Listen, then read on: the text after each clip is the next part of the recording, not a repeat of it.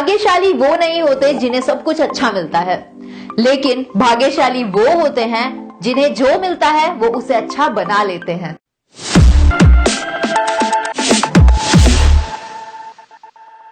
Hello everyone, welcome back to theguniti.com और मैं हूं आपकी host Divya.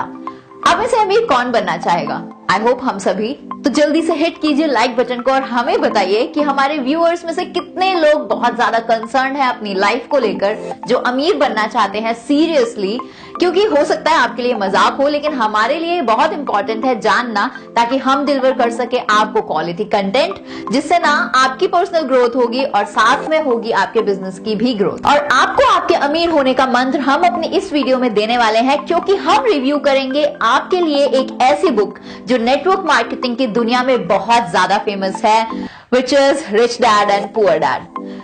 Robert T Kiyosaki ने अपनी इस बुक में कुछ ऐसे सक्सेस मंत्रास को डिफाइन किया है सिर्फ हम लोगों के लिए, ताकि हम ग्रो कर सके अपने बिजनेस को, और हमें क्या करना चाहिए और क्या चीजें नहीं करनी चाहिए जब भी हम बिजनेस या फिर अपने आप को रिच करने के बारे में सोचते हैं। आपसे एक बात जरूर शेयर करना चाहूंगी। जब फर्स्ट टाइम मैंने इस बुक को पढ़ा था तो मुझे पूरे 2 दिन लगे थे, क्योंकि मैंने अपना पूरा टाइम इस बुक को डिवोट किया था। And I really found it much informative and very sound, because the book rich dad and poor dad is a complete rethinking of how many works. वो पैसा जो आप कमाते हैं खुद के लिए, वो मार्केट में कैसे फ्लो होता है और कैसे आप बना सकते हैं उससे 2 गुना या 3 गुना पैसा। Personal finance author and lecturer Robert T Kiyosaki ने अपने यूनिक इकोनॉमिक पर्सपेक्टिव को 2 डिफरेंट तरीकों से डेवलप किया है।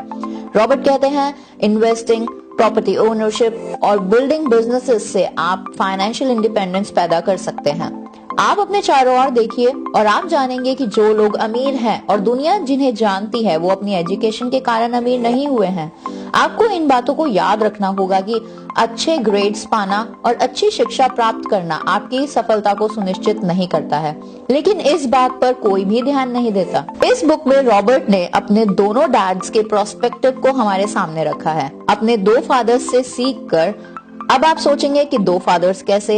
एक उनके रियल फादर जिन्होंने उन्हें जन्म दिया, जो कि हाईली एजुकेटेड थे लेकिन फाइनेंशियली स्ट्रांग नहीं थे, और दूसरे पिता रॉबर्ट के बेस्ट फ्रेंड के फादर थे, जो 8th स्टैंडर्ड ड्रॉप आउट थे लेकिन एक सेल्फ मेड मल्टी मिलियनेयर थे। दोनों ही अपने करियर में बहुत ही ज्यादा सक्सेसफुल थे और अपनी जिंदगियों में बहुत कड़ी मेहनत की थी। दोनों ने अपनी जिंदगी में काफी पैसा कमाया था, लेकिन एक सारी जिंदगी पैसे के पीछे भागते रहे, और दूसरे हवाई के सबसे बड़े अमीर लोगों में से एक थे, जिनके जाने के बाद उनके परिवार को अरबों डॉलर्स की संपत्ति मिली, और वहीं दूसरा इंसान अपने पीछे कर्ज छोड़ के मरा। गरीब डैड कहते हैं कि पैसे का प्यार सभी बुराइयों की जड़ है, और अमीर डैड कहते हैं कि पैसे की कमी ही सारी बुराइयों की जड़ है। और यही कारण है कि अमीर और अमीर होते जाते हैं और गरीब और भी ज्यादा गरीब। पैसे का संघर्ष मिडिल क्लास में इसलिए होता है क्योंकि पैसे का विषय घर पर ही पढ़ाया जाता है, ना कि किसी स्कूल में। हम में से अधिकतर लोग अपने माता पिता से ही सीखते हैं कि पैसा हमें कैसे कमाना है।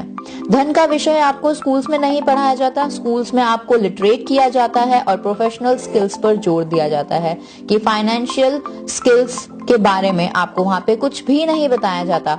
और भी कुछ बातें हैं जो कि गरीब और अमीर डैड के प्रोस्पेक्टिव्स को बताती हैं, जैसे पुअर डैड्स का अक्सर कहना होता है कि मैं इसे नहीं खरीद सकता, बल्कि अमीर डैड्स कहते हैं कि मैं इसे कैसे खरीद सकता हूँ, ये सोचते ही मेरा दिमाग उसके लिए काम करना शुरू कर देता है।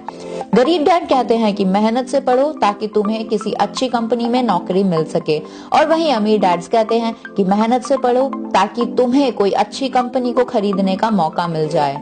गरीब डैड कहते हैं जहाँ पैसे का सवाल हो वहाँ सुरक्षित कदम उठाने चाहिए, लेकिन अमीर डैड्स कहते हैं कि आपको खतरों का सामना करना सीखना होगा। हम सभी जानते हैं कि पैसे में बहुत पावर है, लेकिन जिसमें सबसे बड़ी ताकत है वो है फाइनेंशियल एजुकेशन।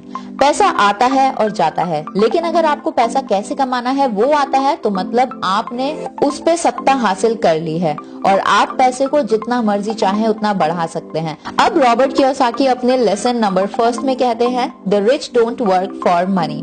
अगर आप अमीर बनना चाहते हैं तो आपको पैसा बनाना सीखना होगा, वो भी अपने दिमाग का इस्तेमाल करके। हर व्यक्ति की आत्मा का एक हिस्सा कमजोर और लालची होता है, मतलब जरूरतमंद होता है जिससे खरीदा जा सकता है, और वो होता है डर और लालच। सुबह उठना और काम पर जाना और कमाए हुए पैसों को खर्च करना, और फिर वही सिलसिला सालों तक चलता है। सुबह उठना, काम पर जाना, और सारी जिंदगी लोग यही काम कर कर बिता देते हैं, जस्ट बिकॉज ऑफ देयर डर एंड लालच। बिकॉज इन्हीं दो भावनाओं से लोगों की जिंदगी चलती है। उन्हें अगर ज्यादा पैसा भी दे दिया जाए तो इसी पैटर्न पर वो पैसा खर्च कर देंगे, और इसे कहते हैं रैट रेस, चूहा दौड़। और अगर आपको इन दोनों पर काबू करना आ जाए, और अगर आप इन पर काबू करना नहीं सीखते हैं, तो आप कभी अमीर नहीं बन पाएंगे। इसीलिए आप सिर्फ कहलाएंगे हाई सैलरीड एम्प्लॉय। अमीर डैड इसका कोर कॉन्सेप्ट बताते हैं कि असल में हम करते कैसे हैं। गधे का मालिक उसके सामने गाजर रखता है, और जहां जाना चाहता है मालिक पहुंच जाता है, और गधा उसी गाजर के लालच में आगे बढ़ता रहता है। कल गधे को दूसरी गाजर दे दी जाएगी और गधा फिर उसके पीछे पड़ जाएगा और वही काम करेगा, वो भी बिना किसी मोटिव के। अच्छे से चल रही सरकारी और एजुकेटेड सोसाइटी में दरअसल महंगाई कम होनी चाहिए। रॉबर्ट कहते हैं कि ये पैसे की अज्ञानता ही है जिसके कारण इतना डर है और लालच पैदा होता है। डॉक्टर्स ने अपनी फीस बढ़ा दी, जिसकी वजह से हेल्थ इंडस्ट्री पर इफेक्ट पड़ता है। लॉयर्स ने भी अपनी फीस बढ़ा दी, जिसको देखकर अब टीचर्स भी अपनी सैलरी बढ़ाना चाहते हैं।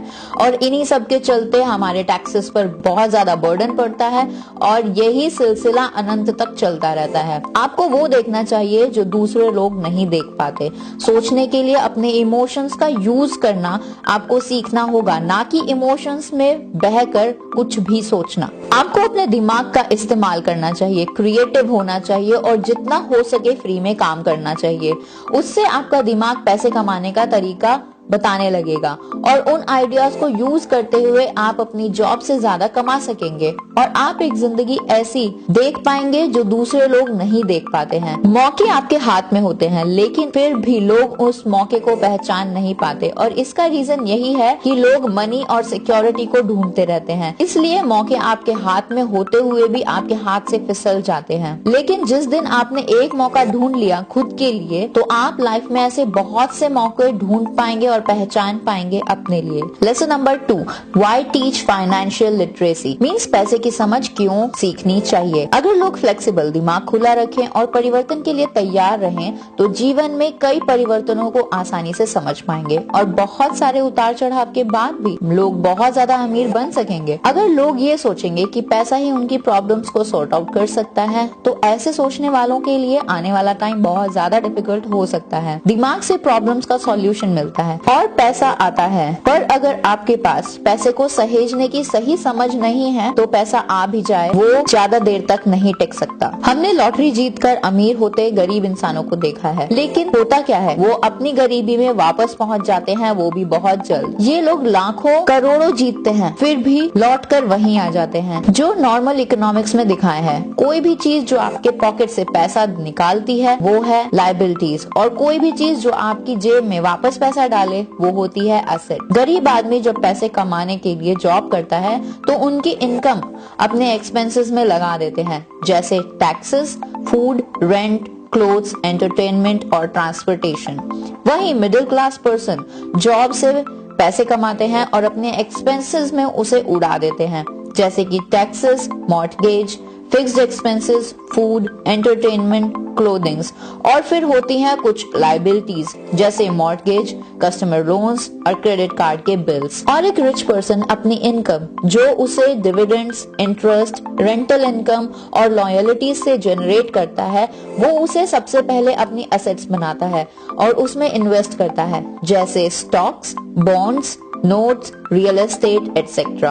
और इसीलिए अमीर और अमीर होते जाते हैं, क्योंकि वो अपनी इनकम के सोर्स को बढ़ाते रहते हैं। गरीब और गरीब होते हैं क्योंकि वो ऐसा नहीं करते। इसलिए अगर आपको अमीर बनना है तो इन सभी बातों का ध्यान रखें। इस बात से फर्क नहीं पड़ता है कि आप कितना कमा रहे हो, बल्कि इम्पोर्टेंट ये है कि आप उन पैसों को कहाँ और कैसे खर्च करते हैं। हम अक्सर जरूरत से ज्यादा कड़ी मेहनत करते हैं, क्योंकि हमें कड़ी मेहनत करना तो सीखा है, लेकिन कड़ी मेहनत से ज्यादा ज्यादा पैसे कैसे कमाना है ये कभी नहीं सीखा। आपको इस बात को हमेशा दिमाग में रखना होगा कि स्कूल को इसलिए बनाया गया है ताकि हम वहाँ अच्छे वर्कर्स और एम्प्लॉयज को तैयार कर सकें, ना कि अच्छे एम्प्लॉयर्स और एंटरप्रेन्योर्स को। इस लेसन का लास्ट क्वेश्चन, मिडिल क्लास को पैसे की तंगी क्यों होती है? आज की कर्जदार सोसाइटी में दो बातें मानी जाती है, एक कि खुद का घर होना चाहिए जो कि एक असेट है, और दूसरा ये कि सैलरी बढ़ने पर आपके खर्चे भी बढ़ने चाहिए, एक ज्यादा बड़ा घर खरीद लेना चाहिए। लेकिन ऐसे बढ़े हुए खर्च के कारण परिवार और ज्यादा कर्ज में चले जाते हैं और उन्हें पैसे की ज्यादा तंगी का सामना भी करना पड़ता है। हालांकि लोग अपनी जॉब में इंक्रीमेंट लेते हैं और उनकी सैलरी भी बढ़ती रहती है, लेकिन उसे कहते हैं हाई रिस्क लिविंग, और ऐसी स्थिति में लोगों को पैसे की समझ नहीं होती है। Lesson number 3, mind your own business. लोगों की जिंदगी में पैसों की तंगी इसलिए आती है क्योंकि वो सारी जिंदगी किसी और के लिए काम करते हैं। इसलिए कई लोगों के पास जिंदगी भर काम करने के बाद भी खुद के लिए कुछ नहीं बचता। इसलिए आपको अपनी जॉब के साथ असेट्स पर भी फोकस करना चाहिए और उन्हें खरीद लेना चाहिए, और कुछ लायबिलिटीज से बचते रहना चाहिए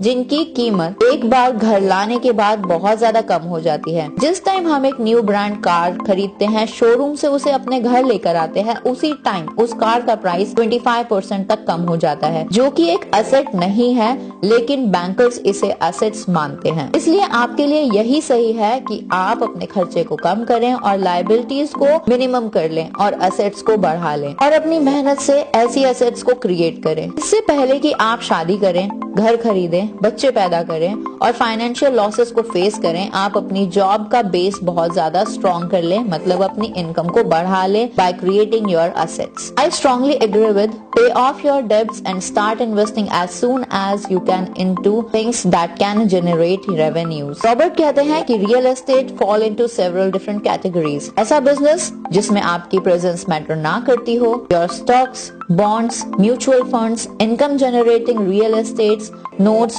royalties from intellectual property such as music, scripts and patents, and anything else that has value, produces income or appreciates and has a ready market. Lesson number 4, the history of taxes and the power of corporation. Public Robinhood के income principles पर believe करती है, मतलब अमीरों से लूट कर गरीबों में बांटना। प्रॉब्लम ये है कि सरकार की पैसे की भूख इतनी बढ़ गई है कि अब मिडिल क्लासेस को भी लपेटे में ले रही है in the form of taxes and now as GST, और वहीं से टैक्सेस अब लोअर क्लासेस तक भी पहुंच गए हैं। लेकिन अमीर लोग कहीं ना कहीं से अपना रास्ता बना ही लेते हैं पैसे बचाने का, और इसीलिए वो हायर करते हैं स्मार्ट लॉयर्स और अकाउंटेंट्स को ताकि उन्हें ज्यादा टैक्सेस ना पे करने पड़े। Now lesson number 5, the rich invent money, means अमीर लोग पैसे का आविष्कार करते हैं। एक बार जब हम स्कूल फिनिश कर लेते हैं तो हमें पता है कि कॉलेज जाने या ना जाने अच्छे मार्क्स और डिग्रीज मैटर नहीं करती है। रियल लाइफ में आपको जरूरत होती है गट्स की, bravery, clever, regularity, intelligence, dare to take risk etcetera. हम सभी के अंदर एक ब्रेव, वाइज और इंटेलिजेंट पर्सनालिटी एग्जिस्ट करती है, लेकिन वहीं एक अलग पर्सनालिटी भी होती है हम सभी के अंदर जो थोड़ी कमजोर होती है, और अगर जरूरत पड़े टफ टाइम्स में तो लोग भीख मांगने को भी मजबूर हो जाते हैं। Financial IQ is made up of knowledge from 4 broad areas of expertise. Number 1 is accounting and number 2 is investing. पैसे से और पैसा कैसे बनाया जाए, अंडरस्टैंडिंग मार्केट्स। ग्राहम बेल ने मार्केट को वो दिया जो उसे चाहिए था, और शायद बिल गेट्स ने भी कुछ ऐसे ही किया। Number 4 is the law. The law is the awareness of accounting, corporate, state and federal organization. I recommend play by the rules.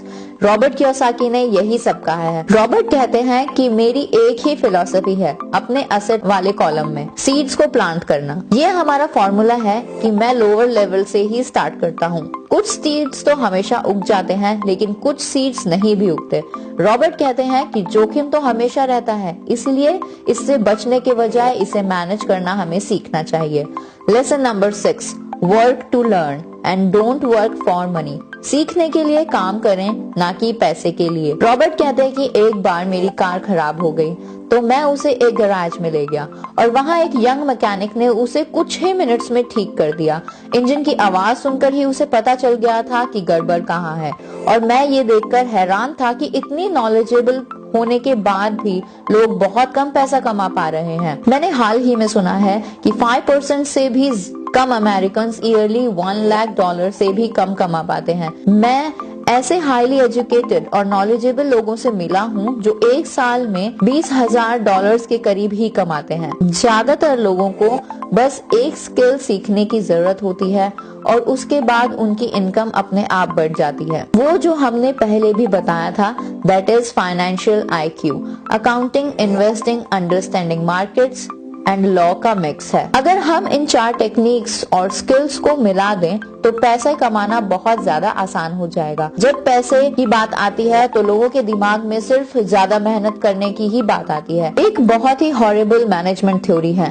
काम करने वाले इसलिए कड़ी मेहनत करते हैं कि ताकि उन्हें जॉब से ना निकाला जाए, और ओनर्स उन्हें सिर्फ इतना ही देते हैं ताकि काम करने वाले छोड़कर ना चले जाएं। और अगर आप ज्यादातर कंपनीज की सैलरी देखेंगे तो आप जानेंगे कि हम ये सब ऐसे ही नहीं बोल रहे हैं। इस बात में थोड़ी बहुत सच्चाई जरूर है। आज भी कई बड़े हॉस्पिटल्स में कई बड़े डिसीजंस लेने के लिए कुछ लोगों पर डिपेंड किया जाता है, जैसे कि कौन जिएगा और कौन मरेगा, और ये फैसला सिर्फ इस आधार पर लिया जाता है कि मरीज के पास कितना पैसा है और मरीज कितना वृद्ध है।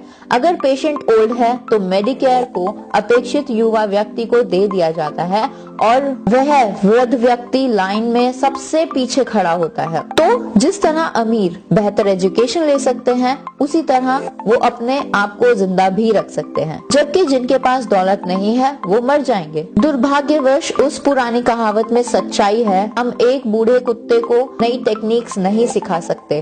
जब तक कि कोई इंसान खुद को बदलने के लिए तैयार ना हो, तब तक उसे बदलना बहुत ज्यादा मुश्किल होता है। And now last chapter is overcoming obstacles.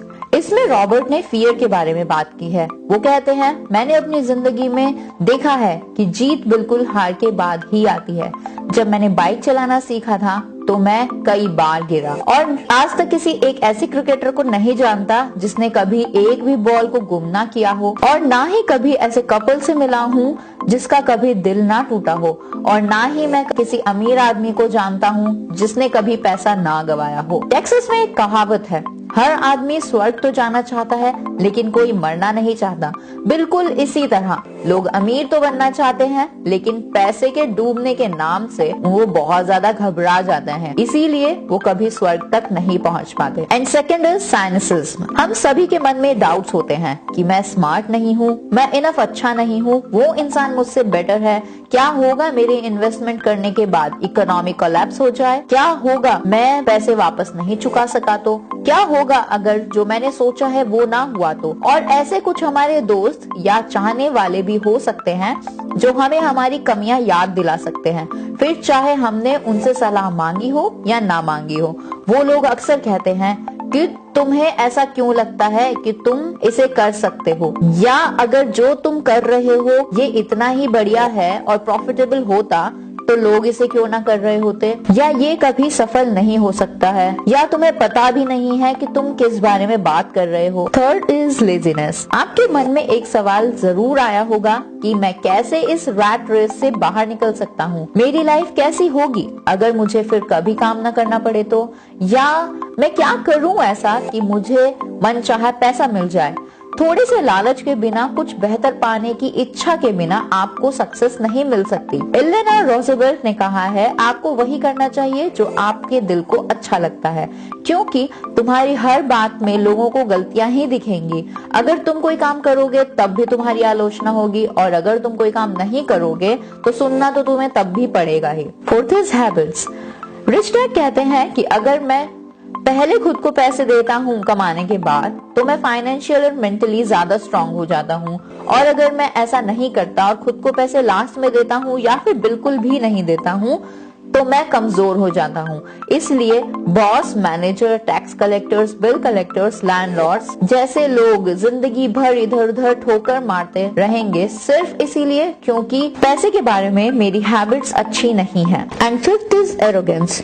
जो मैं जानता हूँ उसे मुझे पैसा आता है, और जो मैं नहीं जानता हूँ मैं उससे पैसा खोता हूँ, और हर बार जब मैंने जिद की है तो मैंने पैसा गवाया है। बिकॉज जब भी मैंने जिद की है तो मैं ये मानता हूँ तब मैं ये भरोसा करता हूँ कि जो मैंने नहीं जाना है वो मेरे लिए इम्पोर्टेंट नहीं है। जब आप जानते हैं कि आप किसी भी समय अज्ञानी हैं, तो उस एरिया के लिए आपको किसी एक्सपर्ट को ढूंढना चाहिए या उस टॉपिक से रिलेटेड कोई अच्छी बुक पढ़ लेनी चाहिए और अपनी नॉलेज को एनहांस करना शुरू कर देना चाहिए। और ये सभी बातें, ये सभी कॉन्सेप्ट आपको हमने रिच डैड और पुअर डैड बुक से ही बताया है। रॉबर्ट टी कियोसाकी ने अपने रियल फादर, जो कि एक मिडिल क्लास मैन थे, उनके साथ रहकर मिडिल क्लास मेंटालिटी को देखा, जहां पे फाइनेंशियल प्रॉब्लम्स कभी खत्म ही नहीं होती थी। उन्होंने वहां पे रह के वहां का लाइफस्टाइल देखकर वहां से उन प्रॉब्लम्स को काउंटर पॉइंट किया और वहीं अपने अमीर डैड के पास रहकर उन्होंने उन सारी चीजों को देखा और उसका सॉल्यूशन भी ढूंढा।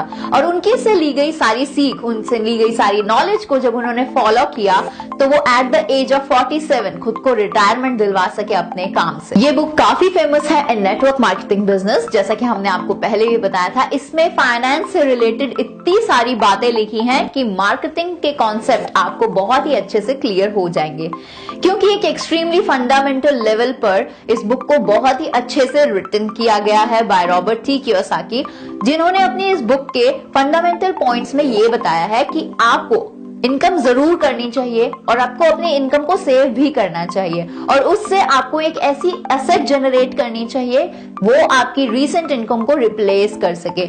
आप जो भी काम अभी कर रहे हैं वो काम अगर आप कुछ टाइम बाद ना कर सके तो जितना आप इस काम से कमा रहे हैं उतना ही आप बाद में भी उस काम से कमा सके, which is a good thing and I totally agreed with it। और एक और इंस्पिरेशनल बात जो इस बुक में लिखी हुई है कि इस बुक में आपके लाइफस्टाइल को कुछ इस तरह से दिखाया गया है, एक ऐसा लाइफस्टाइल जो आप चाहते हैं अपने लिए, जिसमें हो फाइनेंशियल सिक्योरिटी। आप भी क्योंकि नेटवर्क मार्केटिंग से रिलेट करते हैं तो आपको भी इस बुक की वैल्यू बहुत अच्छे से पता होगी। अपने बिजनेस को और ज्यादा ग्रो करने के लिए इस बुक को जरूर पढ़ें और बुक को परचेज करने के लिए आपको लिंक नीचे डिस्क्रिप्शन बॉक्स में मिल जाएगा, जहां से आप इसे ऑनलाइन परचेज कर सकते हैं। अगर नेटवर्क मार्केटिंग से रिलेटेड आप अपनी कोई राय हमें देना चाहते हैं तो ज्यादा सोचिए मत, जल्दी से लिख दीजिए कहां पर आप बेहतर जानते हैं, यस नीचे कमेंट बॉक्स में। और नेटवर्क मार्केटिंग से रिलेटेड बाकी सभी वीडियोस को आप एंजॉय कर सकते हैं और फुल्ली देख सकते हैं हमारी वेबसाइट पर, which is tegonity.com पर। Yes, exactly, tegonity.com। आप में से बहुत सारे लोग नेटवर्क मार्केटिंग बिजनेस ऑलरेडी कर रहे होंगे और अगर आप ये वीडियो देख रहे हैं और अभी तक आपने कोई ऐसा एसोसिएशन ज्वाइन नहीं किया है लेकिन करने की सोच रहे हैं, तो हमारे पास एक बहुत ही बेहतर अपॉर्चुनिटी है जिसको ज्वाइन करने के लिए आप हमसे कांटेक्ट कर सकते हैं हमारे व्हाट्सएप नंबर पर, या फिर आप मुझसे जुड़ सकते हैं मेरे फेसबुक और इंस्टाग्राम पर भी। आई होप हमारी ये वीडियो आपके लिए काफी हेल्पफुल रही होगी, तो इस वीडियो को अपनी टीम के साथ जरूर शेयर कीजिए और चैनल को सब्सक्राइब करना बिल्कुल मत भूलिएगा। और खास बात जो कि एक बेल आइकन है साथ में, उसको जरूर प्रेस कीजिएगा ताकि फ्यूचर नोटिफिकेशंस आप तक पहुंचते रहे हमारी नेटवर्क मार्केटिंग से रिलेटेड सभी वीडियोस के। Thank you once again for watching our this video. Stay blessed and stay tuned. जय हिंद।